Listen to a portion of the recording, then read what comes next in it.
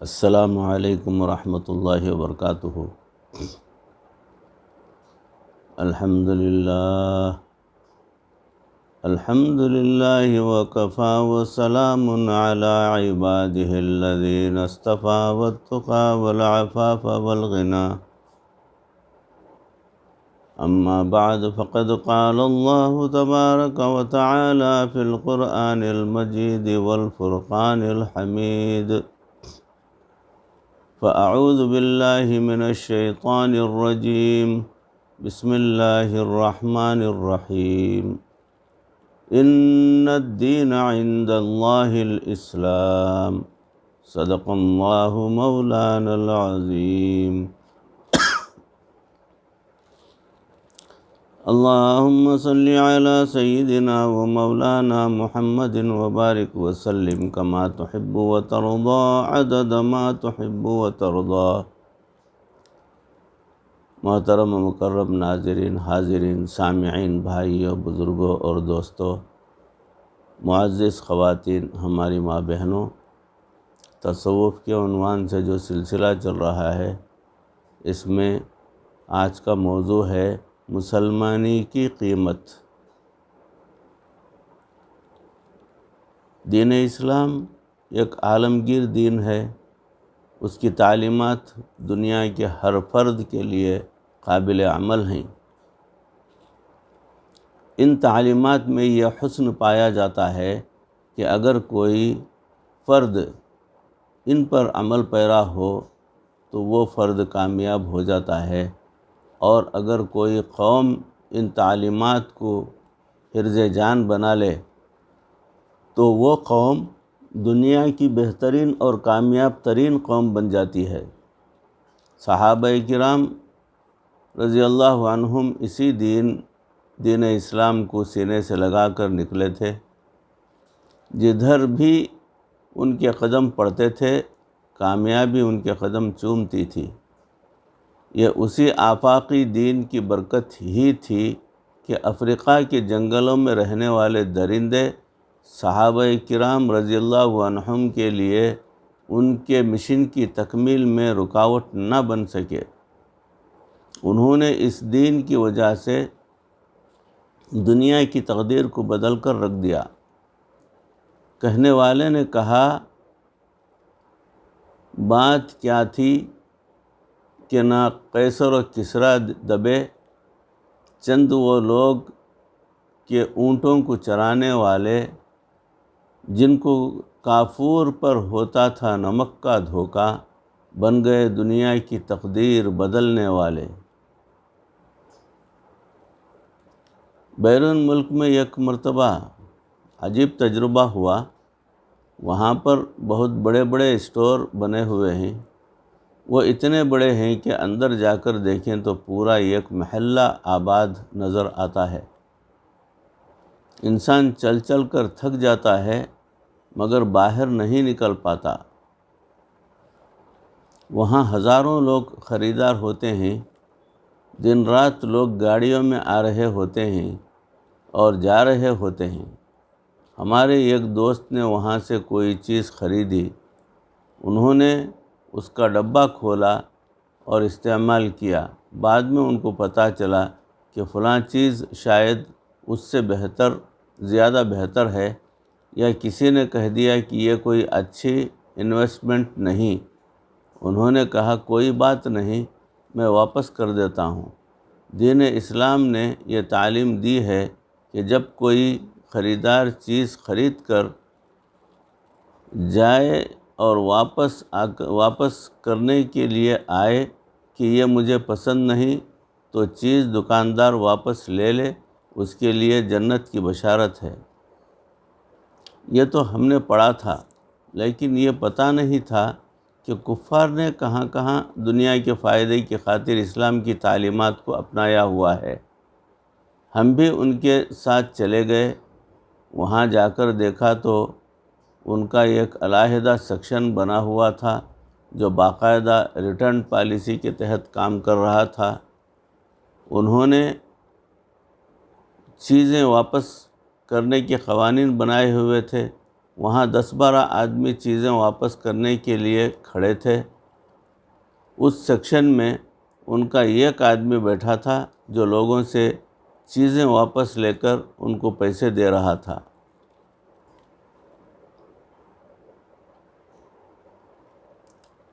اس کے پاس پہلا آدمی گیا اور اس نے کہا، جناب میں یہ چیز لے کر گیا تھا، یہ ٹوٹی ہوئی تھی۔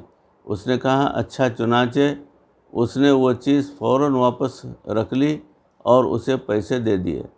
ہم حیران ہوئے کہ اس نے تحقیق بھی نہیں کی کہ پہلے کی ٹوٹی ہوئی تھی یا خود توڑ کر لایا ہے۔ 1 منٹ میں وہ بندہ فارغ ہو گیا۔ پھر دوسرا آدمی آگے بڑھا، اس نے پوچھا کہ کیا بات ہے؟ اس نے جواب دیا، جناب میں نے یہ چیز لی ہے مگر مجھے اس کا کلر پسند نہیں آیا۔ اس نے اس سے بھی چیز لے کر رکھ لی اور پیسے دے دیے۔ مجھے اور بھی حیرانی ہوئی۔ پھر تیسرے بندے نے چیز واپس کی۔ اس نے اس سے پوچھا کیوں واپس کر رہے ہو؟ اس نے کہا جناب مجھے لگتا ہے کہ میں نے یہ چیز زیادہ مہنگی خریدی ہے، میں کہیں اور سے سستی خرید سکتا ہوں۔ اس نے کہا ٹھیک ہے۔ اس نے اس سے بھی چیز لے لی اور پیسے دے دیے۔ اگلا نمبر ہمارے دوست کا تھا۔ اس نے پوچھا جناب آپ کیوں واپس کر رہے ہیں؟ اس نے کہا جناب میں نے یہ مشین خریدی تھی اور میں نے اسے 1 مہینے تک استعمال کیا ہے، مگر میں اس نتیجے پر پہنچا ہوں کہ میں نے اپنے پیسے ٹھیک استعمال نہیں کیے۔ اس نے کہا ٹھیک ہے۔ جب اس نے دیکھا تو اس کے پارٹس بھی پورے نہیں تھے۔ وہ اس کا ڈھکنا گھر بھول گئے تھے۔ اس نے پوچھا اس کا ڈھکنا کدھر ہے؟ کہا اوہ میں تو وہ لانا ہی بھول گیا۔ اس نے کہا اچھا کوئی بات نہیں۔ پھر اس نے وہ مشین رکھ کر پیسے دے دیے۔ اب تو میری حیرت کی انتہا نہ رہی کہ یا اللہ یہ کیا عجب معاملہ ہے۔ ایک بندہ ایک چیز کو خرید کر 1 ماہ تک اپنے گھر میں استعمال کرتا ہے اور بغیر کسی وجہ کے استعمال شدہ چیز واپس لاتا ہے اور پھر اس کے پارٹس بھی پورے نہیں اس کو بھی لے لیتا ہے۔ اس چیز نے مجھے حیران کر دیا کہ میں بڑی دیر تک سوچتا رہا۔ بالآخر پھر ہم نے اس سے سوال پوچھا۔ ہم نے پوچھا کہ اگر یہ پالیسی بن جائے تو پھر بیچنے والے کا تو حشر ہی ہو جائے گا۔ ہر بندہ اس سے خریدے گا، کوئی اس لیے واپس لائے گا کہ ہمیں اس کا کلر پسند نہیں، کوئی اس لیے لائے گا کہ چیزیں پسند نہیں، کوئی کہے گا کہ میری بیوی نے یہ کہا، کوئی کہے گا کہ میرے بھائی نے یہ کہا، کوئی کہے گا کہ مجھے مزہ نہیں آیا۔ اس نے کہا جناب بات تو ایسے ہی ہے، لیکن مشاہدہ اور تجربہ یہ بتاتا ہے کہ خریدنے والے کے دل میں ایک تسلی ہوتی ہے کہ میں یہ جو چیز خرید رہا ہوں میں اسے خریدنے کے بعد بھی واپس کر سکتا ہوں۔ یعنی اس چیز میں اگر کوئی اونچ نیچ بھی ہوگی تو وہ اس اونچ نیچ کو پورا کر دیں گے۔ لہٰذا خریدنے والے 1000 لوگ آتے ہیں اور واپس کرنے والے 10-12 آتے ہیں۔ یہاں پر لوگ مصروف ہی اتنے ہوتے ہیں کہ ان کے پاس دوبارہ آنے کا وقت ہی نہیں ہوتا۔ وہ 1 مرتبہ چیز لے کر جاتے ہیں تو دوبارہ ان کے پاس آنے کی فرصت ہی نہیں ہوتی۔ لہٰذا تجربہ کہتا ہے کہ جو 1000 آدمی خرید کر جاتے ہیں ان میں سے صرف 10-12 افراد ہی واپس آتے ہیں، حالانکہ ریٹرن پالیسی بھی بنی ہوئی ہے۔ اس طرح ہم 999 گاہکوں سے تو منافع کماتے ہیں نا، اگر 10 بندے اس چیز کو خراب کر کے بھی واپس کر دیں تو بھی ہمارے منافع میں کوئی خاص فرق نہیں پڑتا۔ یہ سوچ تو کسی تاجر کی ہی ہو سکتی ہے۔ ہم تو اس سوچ پر نہیں پہنچے تھے، تب ہمیں احساس ہوا کہ کہ اسلام میں ہمیں 1400 سال پہلے کتنا خوبصورت اصول بتا دیا کہ اگر کوئی گاہک چیز خرید کر لے جائے اور پھر وہ واپس کرنا چاہے تو اسے خوشی بخوشی واپس لے لو۔ آنکھ بھی کہتی ہے کہ اس میں نقصان ہوگا اور دماغ بھی کہتا ہے کہ اس میں نقصان ہے، مگر تجربہ ثابت کرتا ہے کہ اس میں بھی فائدہ ہے۔ ویسے بھی سوچنے کی بات یہ ہے کہ ان 1000 بندوں کو کیا صرف یہی کام ہے کہ وہ چیزیں خرید کر واپس کر دیں؟ 100 میں سے ایک دماغ ہی اس طرح کا ہوگا، باقی تو اپنے اپنے کاموں میں لگے ہوتے ہیں، اور لوگ جو چیزیں واپس کرتے ہیں ان سب کی قیمت لگا کر وہ 1000 پر تقسیم کر دیتے ہیں۔ پھر اس نے ایک عجیب بات کہی جو آپ کو بتانی تھی۔ پہلے تو میں نے آپ کو بیک گراؤنڈ بتایا ہے کہ تاکہ آپ کو پتہ چلے کہ یہ بات کر کیوں رہے ہیں۔ اس نے کہا جب نام بڑا ہوتا ہے تو اس کی قیمت بھی ادا کرنی پڑتی ہے۔ وہ کہنا یہ چاہتا تھا کہ جب کسی چیز کا نام مشہور و معروف ہوتا ہے تو اس چیز کے وقار کو بحال رکھنے کے لیے یہ چھوٹے موٹے نقصانات برداشت کرنے پڑتے ہیں۔ یہاں سے ہمیں یہ بات سمجھ میں آتی ہے کہ مسلمان کا ایک نام ہے، یہ اللہ کو ماننے والا ہے، یہ نبی صلی اللہ علیہ وسلم کی سنتوں پر چلنے والا ہے، یہ دیندار ہے۔ اس کا اللہ تعالیٰ کے ہاں بھی بڑا احترام ہے اور لوگوں کے ہاں بھی اس کا ایک وقار ہے۔ چنانچہ ہم نے کسی سے کہیں کہ جناب ہم مسلمان ہیں تو وہ پھر توقعات رکھتا ہے، لہٰذا اس اسلام اور اس مسلمانی کی قیمت بھی ادا کرنی پڑتی ہے۔ شاید آپ ابھی نقطے پر نہیں پہنچے۔ نقطہ یہ ہے کہ مومن کو زیب نہیں دیتا کہ جاہل کے ساتھ جہالت کا برتاؤ کرے۔ یہ چیز حدیث پاک سے ثابت ہے۔ صاحب قرآن کو یہ چیز زیب نہیں دیتی کہ وہ جاہلوں سے جہالت کی بات کرے اور اس کے سینے میں اللہ کا قرآن بھی ہو۔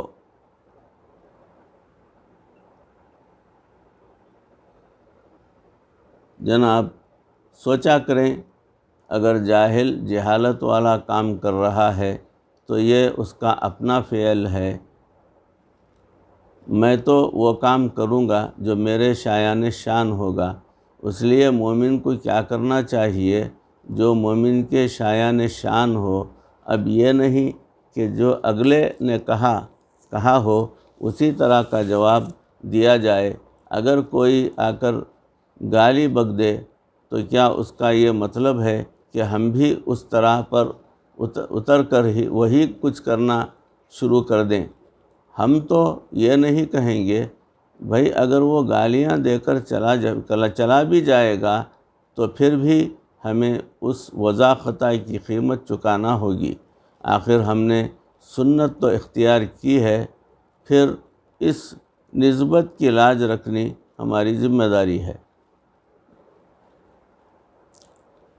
ہم صوفی تو بن جاتے ہیں، طالب علم تو بن جاتے ہیں، کب تک؟ جب تک سب ٹھیک ہے۔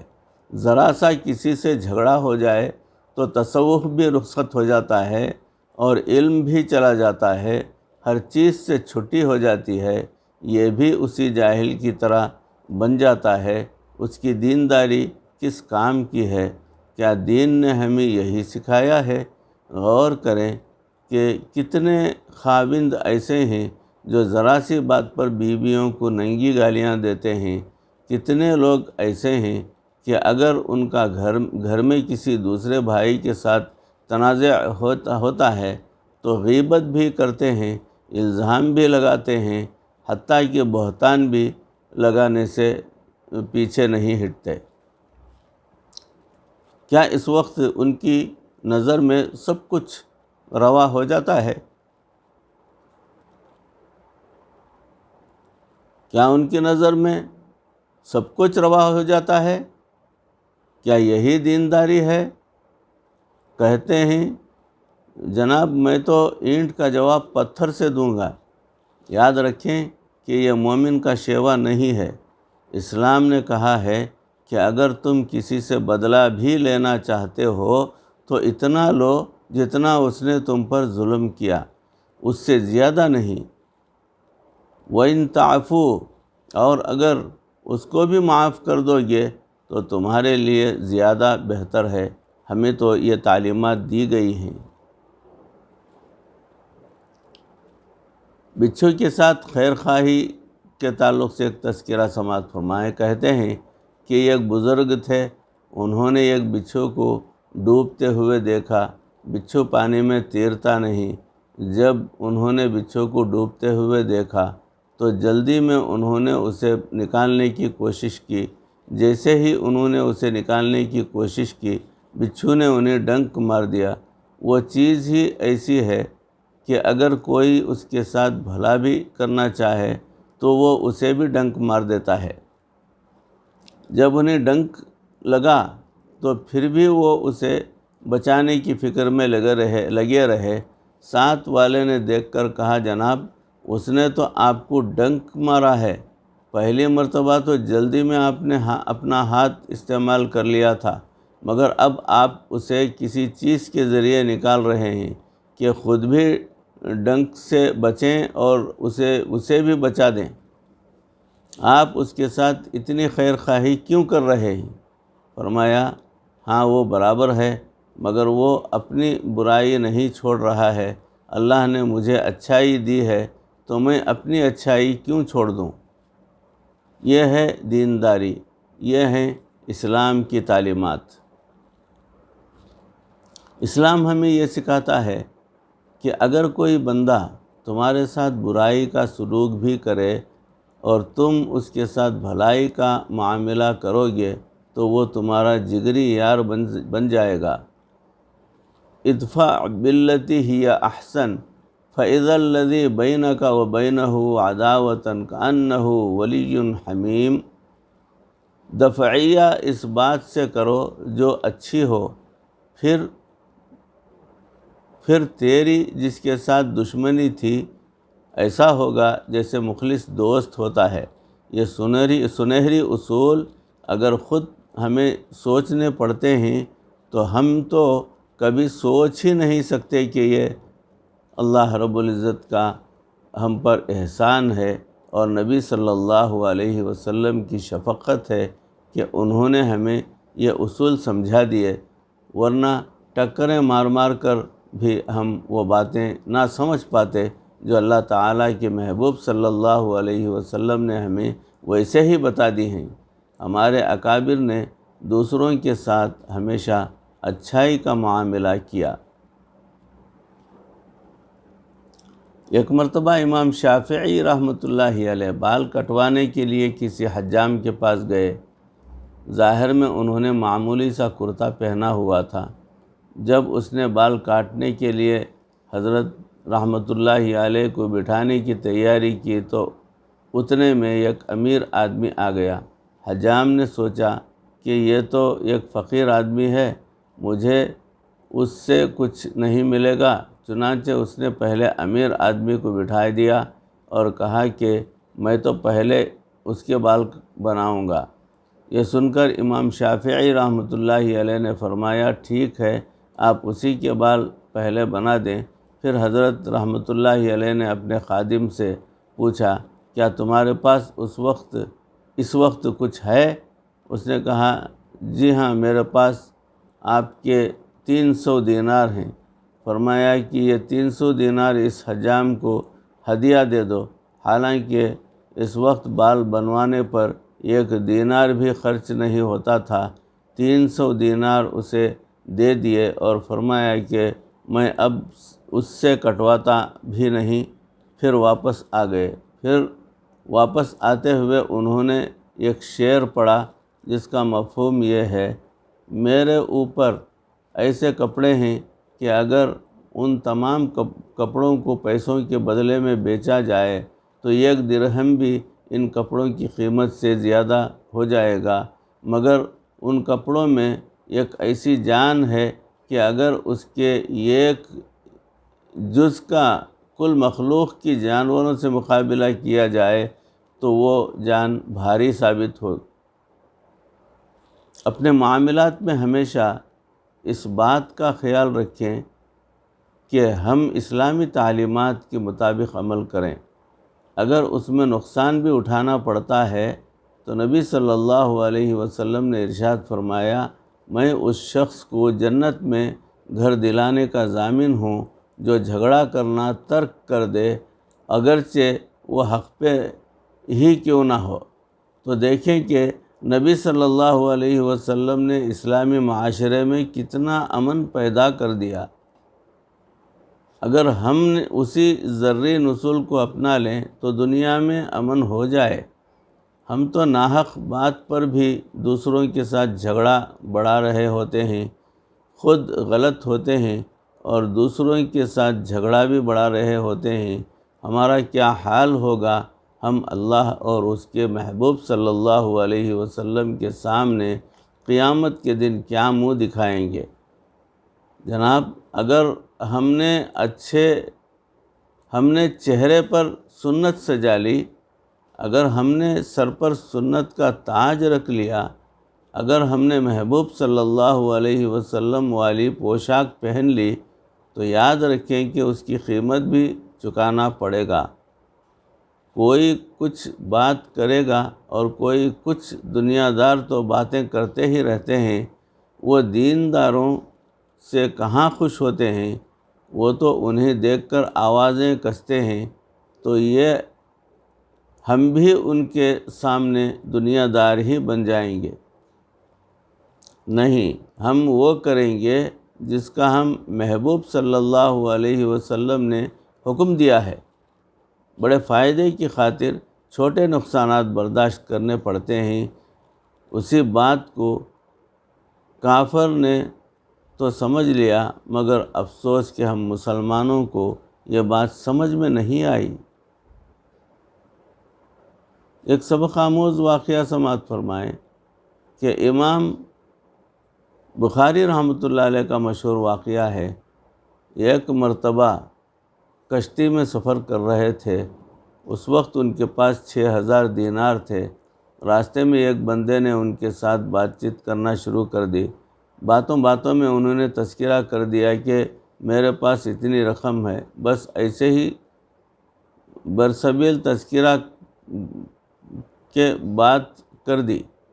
وہ کوئی بڑا شاطر انسان تھا۔ تھوڑی دیر کے بعد اس نے شور مچا دیا کہ میرے پاس ایک تھیلی تھی، وہ کسی نے چوری کر لی ہے، اس میں میرے 6000 دینار تھے۔ لوگوں نے پوچھا کہ وہ تھیلی کس رنگ کی تھی؟ اس نے کہا وہ اس رنگ کی تھی، کیونکہ اسے پتہ تھا کہ اس کے پاس اس رنگ کی تھیلی میں اتنے 1000 دینار ہیں۔ جب اس نے شور مچایا تو کشتی کے سب لوگ کہنے لگے کہ سب کی تلاشی لو تاکہ پتہ چلے کہ وہ کہاں ہے۔ امام بخاری رحمۃ اللہ علیہ سمجھ گئے۔ انہوں نے دل ہی دل میں سوچا کہ اگر لوگ تلاشی لیں گے اور انہیں میرے پاس سے تھیلی مل جائے گی تو مجھے سب لوگ چور سمجھیں گے۔ اس بندے کو پکا پتہ تھا کہ میرے رشتہ دار بھی میرے ساتھ ہیں، جب ان کی تلاشی لی جائے گی اور ان کے پاس اسے پائیں گے تو لے لیں گے۔ چنانچہ انہوں نے تلاشی لینا شروع کر دی۔ جب تلاشی لیتے لیتے امام بخاری رحمۃ اللہ علیہ کے پاس آئے اور ان کی تلاشی لی تو ان کے پاس بھی تھیلی نہیں تھی۔ پوری کشتی میں سے تھیلی کہیں سے بھی نہیں ملی۔ اس نے اپنی جھوٹی اور بناوٹی پریشانی کا مزید اظہار کیا۔ جب کشتی کنارے پر لگی اور امام بخاری رحمۃ اللہ علیہ آگے چلے تو وہ آدمی آپ کے قریب آیا۔ اس نے حضرت سے معافی مانگی اور کہا، جناب میں بہت شرمندہ ہوں، میں نے آپ کے ساتھ بڑی زیادتی کی ہے۔ آپ اچھے بندے ہیں، لہٰذا مجھے معاف کر دیں۔ حضرت رحمۃ اللہ علیہ نے فرمایا، میں نے تمہیں معاف کر دیا۔ پھر اس نے سوال کیا، حضرت آپ نے مجھے معاف تو کر دیا، مگر مجھے یہ سمجھ نہیں آئی کہ آپ نے وہ تھیلی کہاں چھپائی تھی؟ فرمایا جب میں نے اعلان سنا کہ تھیلی چوری ہو گئی تو میں سمجھ گیا تھا کہ میں چونکہ کنارے پر بیٹھا تھا اس لیے میں نے وہ تھیلی چپکے سے دریا میں گرا دی۔ اس نے حیران ہو کر پوچھا 6,000 دینار کی تھیلی دریا میں پھینک دی؟ فرمایا ہاں، اگر میں اسے اپنے پاس رکھتا تو لوگ مجھے چور سمجھتے، کیا مجھ سے کوئی حدیث کی روایت کرتا؟ اگر میں ایسا نہ کرتا اور چوری کا الزام مجھ پر ثابت ہو جاتا تو میں حدیث پاک کی روایت سے ہمیشہ کے لیے محروم ہو جاتا۔ میں نے روایت حدیث والی نعمت کو بچانے کی خاطر اس مال کو قربان کر دیا۔ بھائیوں، بزرگوں اور دوستوں، عزیزوں، موضوع چل رہا ہے مسلمانی کی قیمت۔ اب انشاءاللہ العزیز اس کی اگلی کڑی انشاءاللہ اگلی نشست میں آپ حضرات کی روبرو پیش کرنے کی کوشش کروں گا۔ اللہ رب العزت ہمیں سچا اور پکا مسلمان بنائے۔ اللہ رب العزت ہمیں دین پر چلنا آسان فرمائے۔ اللہ اسلام کا بول بالا فرمائے، مسلمانوں کو مزید سرخروئی عطا فرمائے۔ اللہ کفار کو ہدایت عطا فرمائے، اگر ان کے اندر ہدایت نہیں دینا چاہتے تو ان کو نیست و نابود فرمائے۔ یا اللہ مسلمان جہاں جہاں پریشان ہیں ان کی پریشانیوں کو دور فرما۔ مسلمان بہت زیادہ کافروں کے نرغے میں ہیں اور مختلف قسم کے منصوبے بن رہے ہیں کہ مسلمان کو ختم کیا جائے۔ پروردگار اگر آپ رکھنا چاہیں تو اس جیسے اور اس سے زیادہ بھی افراد اگر آگے بڑھیں اسلام کو یا مسلمانوں کو نقصان پہنچانے کے لیے تو اے پاک پروردگار وہ کچھ بھی کر نہیں پائیں گے، یہ مسلمان کا پکا یقین ہے۔ اے اللہ ہمیں ویسا یقین والا بنانا، ہمارے دلوں کی اصلاح فرمانا، یقین کا جذبہ ہمارے دلوں کے اندر پیدا فرمانا، مرتے دم تک پروردگار کسی کا محتاج نہ بنا، ایمان پر ہمارا خاتمہ فرما۔ ربنا تقبل منا انک انت السمیع العلیم وتب علینا انک انت التواب الرحیم۔ صلی وسلم علی حبیبک سیدنا و مولانا محمد و آلہ و اصحابہ اجمعین برحمتک یا ارحم الراحمین والحمد للہ رب العالمین۔ السلام علیکم ورحمۃ اللہ وبرکاتہ۔